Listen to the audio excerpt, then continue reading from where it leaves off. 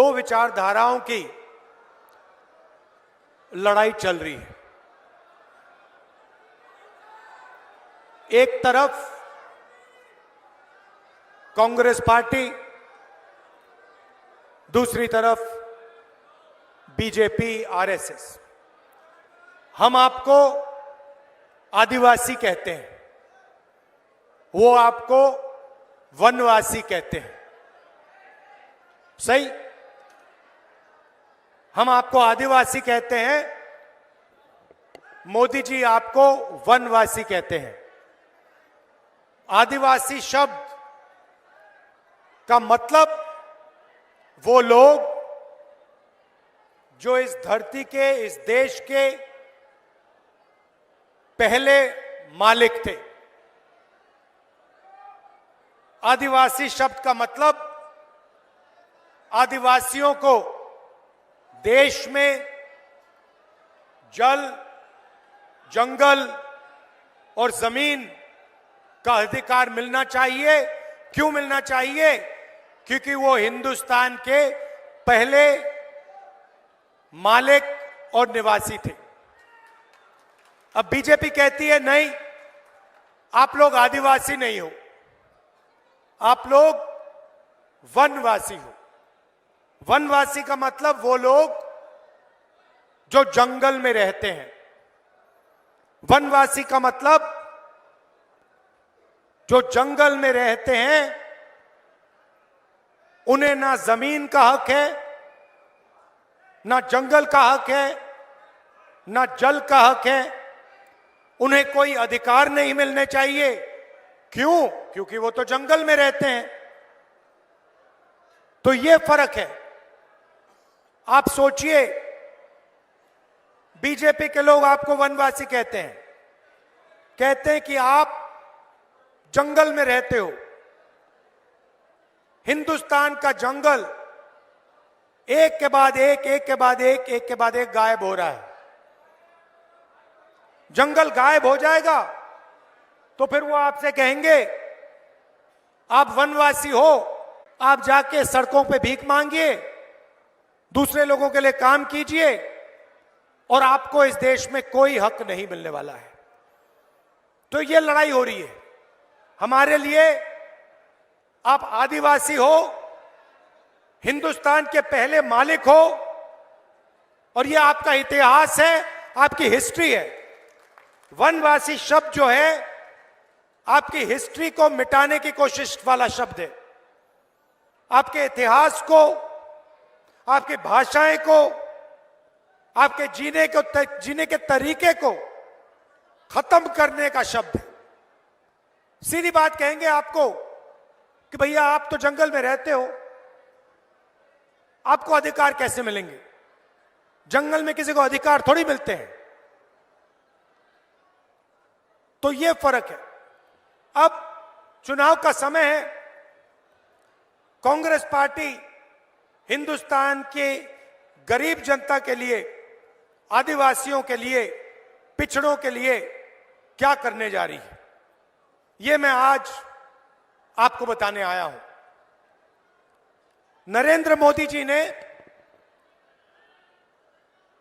22-25 लोगों का 16 लाख करोड़ रुपया कर्जा माफ किया है। आम आदमी से आप कहो कि भैया 16 लाख रुपए कितना होता है, वो आपको बता नहीं पाएगा। इतना पैसा होता है कि आपको और हमें समझ ही नहीं आता कितना पैसा। तो मैं आपको बताता हूं। मनरेगा को चलाने में 65,000 करोड़ रुपए लगते हैं। नरेंद्र मोदी जी ने 22-25 लोगों के लिए 24 साल का मनरेगा का पैसा कर्जे में माफ कर दिया। हिंदुस्तान के गरीब लोग कर्जा माफी मांगते हैं, किसान कर्जा माफी मांगते हैं, स्टूडेंट्स बैंक का कर्जा माफ करने की बात करते हैं। नरेंद्र मोदी कहते हैं नहीं। मगर हिंदुस्तान के अरबपति, जिनके पास सब कुछ है, उनके लिए नरेंद्र मोदी जी ने 24 साल का मनरेगा माफ किया। आज की हालत में आपको बताता हूं, हिंदुस्तान में 22 लोग ऐसे हैं जिनके पास उतना ही धन है जितना हिंदुस्तान के 70 करोड़ लोगों के पास है। एक तरफ 22 लोग अरबपति, प्राइवेट हवाई जहाज, और दूसरी तरफ 70 करोड़ लोग। जितना पैसा इनके पास उतना पैसा उनके पास। तो अगर नरेंद्र मोदी जी अरबपतियों को पैसा दे सकते हैं तो कांग्रेस पार्टी गरीबों को, किसानों को, आदिवासियों को, पिछड़ों को, दलितों को, गरीब जनरल कास्ट के लोगों को भी पैसा दे सकती है। तो सबसे क्रांतिकारी कदम, शायद दुनिया में पहली बार कोई भी पार्टी ऐसा कदम लेने जा रही है। महालक्ष्मी योजना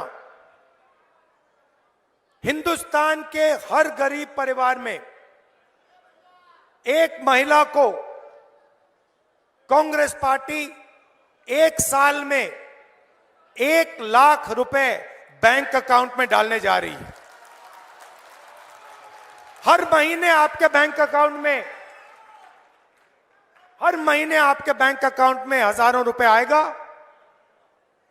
1 साल में टोटल 1 लाख रुपए हर गरीब परिवार के बैंक अकाउंट में जाएगा, महिला के बैंक अकाउंट में जाएगा।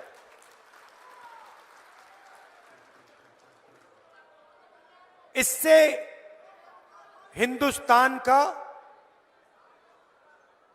और हमारे गरीब परिवारों का की जिंदगी बदल जाएगी। क्रांतिकारी काम है। आप सोचो एक परिवार है, गरीब परिवार है मध्य प्रदेश में, मजदूरी करते हैं, 3-4 हजार रुपए की उनकी आमदनी है। हमारी सरकार आने के एकदम बाद उस परिवार को बैंक अकाउंट में हर साल 1 लाख रुपए मिलेगा। मतलब परिवार की जिंदगी बदल जाएगी। और ये हम हर गरीब परिवार के लिए करने जा रहे हैं। उन्होंने 22 लोगों का कर्जा माफ किया, हम करोड़ों लोगों की, करोड़ों परिवारों की जिंदगी बदलने जा रहे हैं। नरेंद्र मोदी जी ने नोटबंदी की, गलत जीएसटी लागू की। जो छोटे व्यापारी हैं, छोटा बिजनेस चलाते हैं, छोटी फैक्ट्री चलाते हैं, मिडिल साइज फैक्ट्री चलाते हैं, जिसमें 15-20 लोग, 50 लोग, 100 लोग काम करते हैं, उन सब का नुकसान हुआ। जीएसटी ने, नोटबंदी ने उन सबको खत्म कर दिया। नतीजा क्या हुआ कि हिंदुस्तान के युवाओं को रोजगार नहीं मिल सकता। मोदी जी की सरकार ने मान लिया कि हां, हम रोजगार नहीं दे पा रहे हैं। क्यों नहीं दे पा रहे हो? क्योंकि आप पूरा का पूरा काम 20-25 लोगों के लिए कर रहे हो। जो रोजगार देने वाली रीढ़ की हड्डी है, स्मॉल और मीडियम बिजनेस वाले, छोटे व्यापारी, उनको तो आपने खत्म कर दिया। तो रोजगार कैसे मिलेगा? सवाल ही नहीं उठता। Narendra Modi ji make in India की बात करते हैं, और जहां भी देखो made in China, made in China, made in China. तो हमने अपने मैनिफेस्टो में युवाओं के लिए 2-3 वायदे किए हैं, ऐतिहासिक वायदे।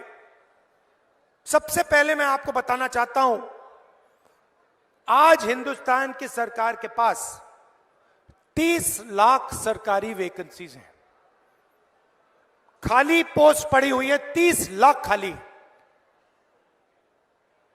नरेंद्र मोदी जी और उनकी सरकार ये 30 लाख पोस्ट आपको नहीं देती, आपसे कॉन्ट्रैक्ट लेबर करवाती है, आपको कॉन्ट्रैक्ट से काम करवाते हैं और फिर आपको उठा के बाहर फेंक देते हैं, परमानेंट नौकरी आपको नहीं देते हैं।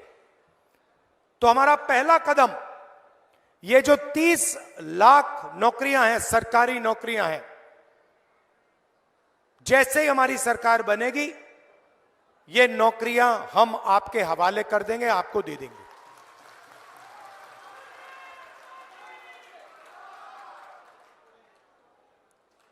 अब एक शब्द होता है अप्रेंटिसशिप, अंग्रेजी शब्द होता है। इसका मतलब मैं थोड़ा आपको बताना चाहता हूं। जो अमीर घर के बच्चे होते हैं, जो अमीर घर के बच्चे होते हैं, रोजगार पाने से पहले वो किसी बड़ी कंपनी में या सरकार में जाके अप्रेंटिसशिप करते हैं। भैया ठहर जाइए, डिस्टर्ब मत कीजिए। वो किसी बड़ी कंपनी में जाके 1 साल के लिए, 6 महीने के लिए, 3 महीने के लिए ट्रेनिंग करते हैं, काम करते हैं और इसके लिए उनको पैसा मिलता है। आजकल हिंदुस्तान में अमीर लोगों के बेटे ये करते हैं। अब हमने मैनिफेस्टो में निर्णय ले लिया है, जैसे हमने मनरेगा किया, गरीबों को रोजगार का अधिकार दिया, वैसे ही हम हिंदुस्तान के सब युवाओं को अप्रेंटिसशिप का अधिकार देने जा रहे हैं। इसका मतलब हिंदुस्तान के गरीब से गरीब युवा को अप्रेंटिसशिप का अधिकार मिलेगा। मतलब क्या होगा? प्राइवेट कंपनियों में, सरकारों में, बड़ी बड़ी संस्थाओं में हिंदुस्तान के गरीब युवा अप्रेंटिसशिप कर पाएंगे। उनको 1 साल की ट्रेनिंग मिलेगी और उस साल के लिए उनको 1 लाख रुपए सैलरी में दिया जाएगा। और ये, भैया उसको चुप करो, और ये अधिकार होगा। जैसे मनरेगा अधिकार है, वैसे ही ये अधिकार होगा। जब आप अप्रेंटिसशिप मांगोगे, दुनिया की कोई भी शक्ति आपको मना नहीं कर पाएगी। तो ये हम करने जा रहे हैं। जब मैं मध्य प्रदेश में यात्रा में निकला तो बहुत सारे युवाओं ने कहा कि देखिए, हम काम करते हैं, पढ़ाई करते हैं और एग्जाम से 1-2 दिन पहले पेपर लीक हो जाता है। बेईमानी से स्टूडेंट्स बेईमानी करके एग्जाम पास कर लेते हैं और जो ईमानदारी से काम करता है वो देखता रह जाता है। इसीलिए हम पेपर लीक के खिलाफ एक नया कानून लाएंगे। सख्त से सख्त कार्रवाई होगी और जो भी पेपर लीक करेगा उसके खिलाफ एकदम कार्रवाई होगी।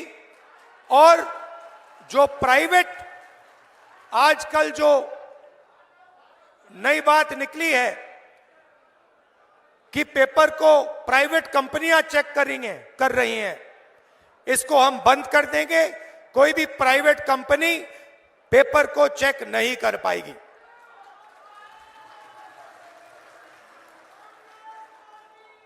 भाइयों और बहनों, मैंने आपको महालक्ष्मी योजना के बारे में बोला और युवाओं को जो रोजगार देने की बात हम कर रहे हैं, अप्रेंटिसशिप का कानून, अप्रेंटिसशिप का अधिकार, उसके बारे में बोला। अब मैं आपको किसानों के बारे में बोलना चाहता हूं। नरेंद्र मोदी जी किसान विरोधी कानून लाए और देश के सारे किसान उस कानून के खिलाफ खड़े हो गए। पंजाब, हरियाणा, मध्य प्रदेश, कर्नाटक, महाराष्ट्र, हर प्रदेश के किसान खड़े हो गए, उन्होंने कानून को रद्द करवाया। नरेंद्र मोदी अरबपतियों का कर्जा माफ कर देते हैं, मगर किसानों का ना कर्जा माफ होता है, ना किसानों को सही दाम मिलता है। किसान कोई फ्री गिफ्ट नहीं मांग रहा है, किसान कोई तोहफा नहीं मांग रहा है। किसान सिर्फ यह कह रहा है कि अगर अरबपतियों का कर्जा माफ हो सकता है तो हमारा भी कर्जा माफ होना चाहिए, और अगर बड़ी बड़ी कंपनियों को उनके प्रोडक्ट्स के लिए सही दाम मिल सकता है तो हिंदुस्तान के किसान को भी सही दाम मिलना चाहिए।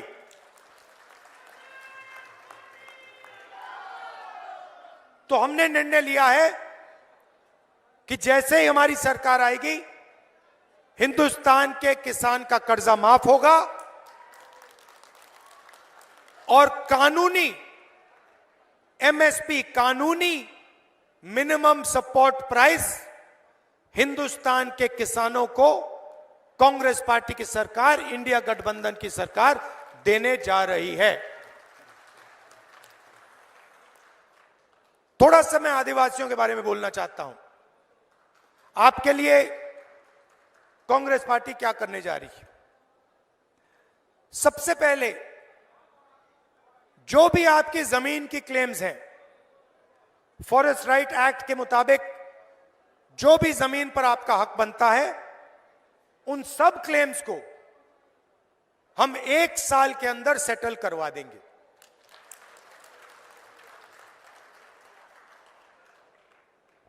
मैंने पहले कॉन्ट्रैक्ट लेबर की बात की। जब भी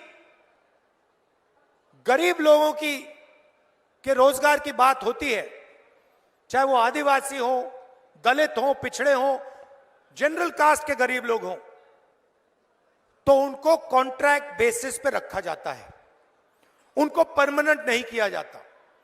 किसी प्राइवेट कंपनी में कोई मैनेजर रखा जाता है तो उसे परमानेंट जॉब दी जाती है, आईएएस अफसर को परमानेंट जॉब दी जाती है, मगर गरीब लोगों को कॉन्ट्रैक्ट बेसिस पे जॉब दी जाती है, ठेकेदारी से जॉब दी जाती है, और जब भी उसको हटाने की जरूरत होती है 1 मिनट में बिना कोई कॉम्पनसेशन उसको उठा के बाहर फेंक देते हैं। ये जो ठेकेदारी प्रथा है, इसको कांग्रेस पार्टी की सरकार खत्म करने जा रही है। सरकार में और पब्लिक सेक्टर यूनिट्स में ठेकेदारी प्रथा हम बंद करेंगे, और जिसको भी नौकरी मिलेगी वो परमानेंट नौकरी होगी, वो सरकारी नौकरी होगी, और वो किसी ठेकेदार के थ्रू नौकरी नहीं होगी। इससे आदिवासियों को, दलितों को, पिछड़ों को, गरीब जनरल कास्ट के लोगों को फायदा होने जा रहा है। एससी, एसटी और ओबीसी की जो स्कॉलरशिप्स हैं, उनको हम दुगना करने जा रहे हैं। और शायद सबसे बड़ा काम, जहां भी आदिवासियों की 50% से ज्यादा आबादी है, वहां पे हम 6 शेड्यूल को लागू करने जा रहे हैं। अब बीजेपी के लोग गलत बात फैला रहे हैं,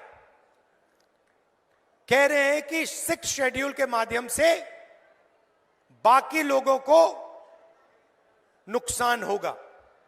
यह बिल्कुल गलत है। 6 शेड्यूल का मतलब कि डिस्ट्रिक्ट कलेक्टर नहीं चलाएगा, लोकल लेवल पे कमेटी चलाएगी। उस कमेटी में आदिवासी होंगे, ओबीसी होंगे, दलित होंगे, जनरल कास्ट के लोग होंगे। तो ओबीसी को, दलित को नुकसान नहीं होगा, किसी को नुकसान नहीं होगा। सिर्फ यह बात होगी कि आपका जो लोकल एरिया है, आप लोग उसको लोकली चलाओगे, पंचायत के लेवल से चलाओगे, वार्ड के लेवल से चलाओगे, और ऊपर से दिल्ली से या डिस्ट्रिक्ट कलेक्टर के ऑफिस से वो नहीं चलाया जाएगा। ये फर्क है। और इससे सिर्फ आदिवासियों को नहीं फायदा होगा, हर वर्ग को फायदा होगा। तो ये हम उन डिस्ट्रिक्ट्स में करने जा रहे हैं जहां भी आदिवासियों की आबादी 50% से ज्यादा है, और इससे ना किसी ओबीसी का नुकसान होगा, ना किसी गरीब जनरल कास्ट का नुकसान होगा। इससे सिर्फ यह फर्क पड़ेगा कि डिस्ट्रिक्ट कलेक्टर नहीं चलाएगा, लोकल एरिया से ये आपका पूरा का पूरा काम किया जाएगा। तो आपको डिस्ट्रिक्ट कलेक्टर के पास नहीं जाना पड़ेगा, आप गांव से, छोटे छोटे कस्बों से ही अपनी सरकार को चलाओगे। यह फर्क है।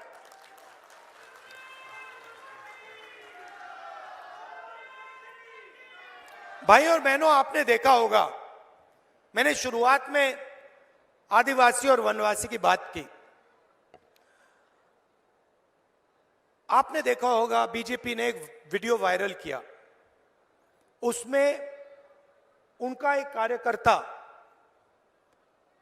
एक आदिवासी युवा पर, हिंदुस्तान के भविष्य पर पेशाब कर रहा था। आपने देखा होगा, देखा? पूरे हिंदुस्तान में उन्होंने ये वीडियो फैलाया। पहले पेशाब करते हैं और फिर पूरे हिंदुस्तान में बीजेपी के लोगों ने इस वीडियो को फैलाया, आपका अपमान किया। यह फर्क है आप में, हम में और उनमें। हम आपको अपना हक देने की बात करते हैं, आपके युवाओं को स्कूल, कॉलेज, यूनिवर्सिटी में डालने की बात करते हैं, आपको सरकारों में शामिल करने की बात करते हैं, और उनके कार्यकर्ता आपके बच्चों पर पेशाब करते हैं। तो यही फर्क है। अब आखिरी बात, सबसे बड़ी बात, देश में 8% आदिवासी हैं,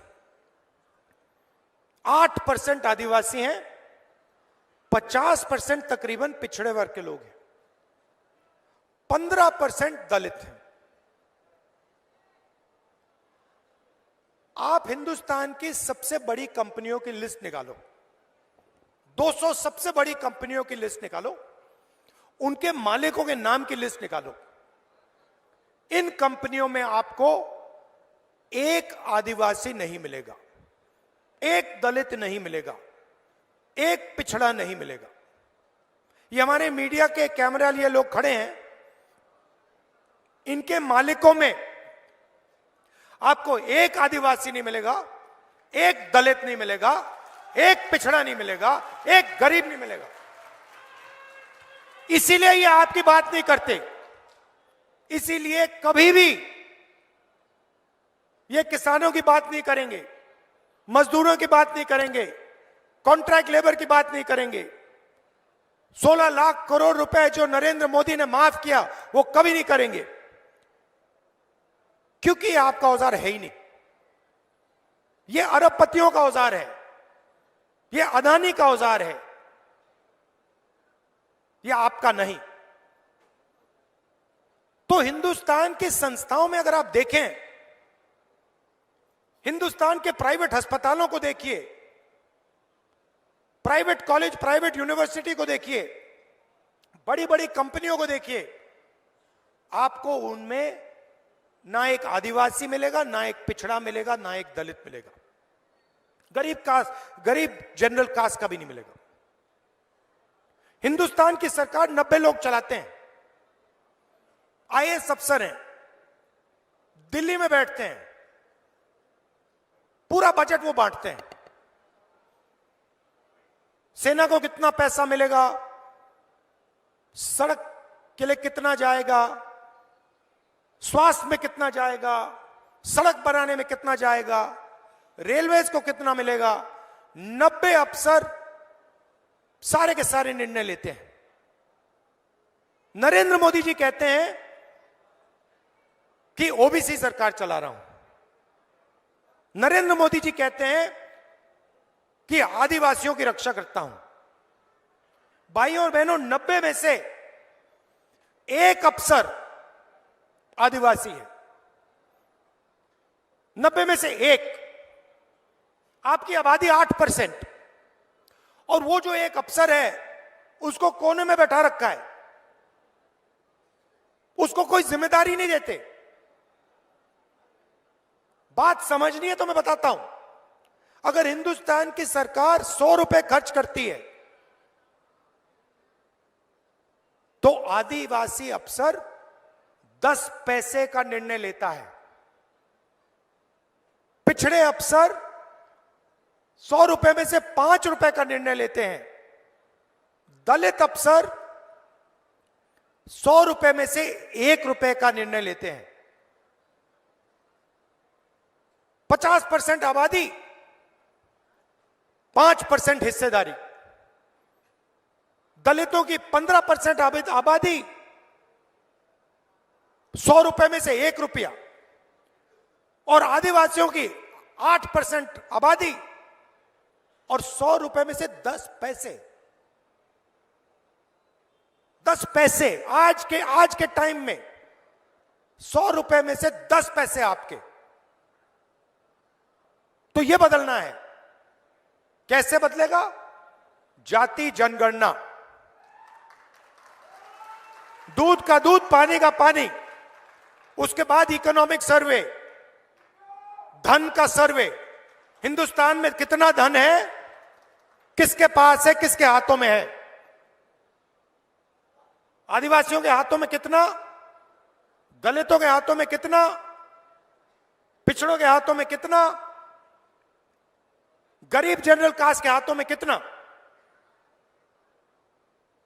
यह करना है। जैसे चोट लगती है, आप अस्पताल जाते हो, डॉक्टर कहता है भैया एक्सरे कराओ। मैं यही कह रहा हूं, हिंदुस्तान में करोड़ों लोगों को चोट लग रही है। मैं ये कह रहा हूं कि भैया एक्सरे करा दो, पता लगा दो कि धन किसके हाथ में है, अदानी के पास कितना, कौन सी संस्थाएं किसके हाथ में है, दलितों के पास क्या है, आदिवासियों के पास क्या है, पिछड़ों के पास क्या है। अब इसमें गलती क्या है? तो नरेंद्र मोदी जी इससे डर क्यों रहे हैं? क्योंकि वो नहीं चाहते कि दलितों को, आदिवासियों को, पिछड़ों को, गरीब जनरल कास्ट के लोगों को उनका हक मिले। ये नहीं चाहते कि सच्चाई हिंदुस्तान के 90% लोगों के सामने आ जाए कि इन संस्थाओं में आपका तो कोई है ही नहीं, इन बड़ी बड़ी कंपनियों में आपका कोई है ही नहीं, और जो पहले आपके पास था, जिसको हम पब्लिक सेक्टर कहते थे, जहां आपको परमानेंट जॉब मिलता था, उसको एक के बाद एक प्राइवेटाइज कर रहे हैं। सारे के सारे पीएचयू अदानी जी को पकड़ाते जा रहे हैं। पहले गरीब लोग सेना में जाते थे, पेंशन मिलती थी, शहीद का दर्ज मिलता था, कैंटीन मिलती थी। अब इन्होंने कहा नहीं भैया, अब तो हम अग्निवीर बना रहे हैं। 4 युवाओं को लेंगे, 6 महीने की ट्रेनिंग देंगे, वो चाइना वाला सैनिक 5 साल की ट्रेनिंग ले आएगा, नतीजा आप समझ जाओ। और फिर जब हमारा लड़का शहीद होगा, उससे कहेंगे भैया आपको शहीद का दर्जा नहीं मिलेगा, आप तो अग्निवीर हो। ना उसको कैंटीन मिलेगी अग्निवीर को, ना उसे पेंशन मिलेगी। मगर जिसके साथ वो लड़ेगा, उसके सामने वो कहेगा भैया तुम्हें तो पेंशन नहीं मिलती, तुम्हें तो कैंटीन नहीं मिलती, तुम्हें तो शहीद का दर्जा नहीं मिलेगा। मुझे तो कैंटीन भी मिल रही है, मुझे पेंशन भी मिलेगी, मुझे शहीद का दर्जा भी मिलेगा। तो मैं आपको साफ बता दे रहा हूं, जैसे ही हमारी सरकार आएगी, ये अग्निवीर योजना है, इसको हम रद्द कर देंगे, खत्म कर देंगे, उड़ा देंगे इसको। और मजे की बात सुनिए, ये अग्निवीर योजना आर्मी को भी अच्छी नहीं लगती।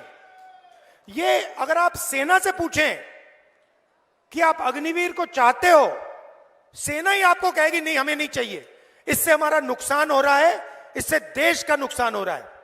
अग्निवीर योजना प्राइम मिनिस्टर ने बनवाई है, प्राइम मिनिस्टर ऑफिस से निर्णय लिया गया है कि अग्निवीर योजना होनी चाहिए। सेना इसके खिलाफ है। अगर सेना चाहती तो मैं स्टेज से कभी नहीं कहता कि हम अग्निवीर को रद्द कर देंगे।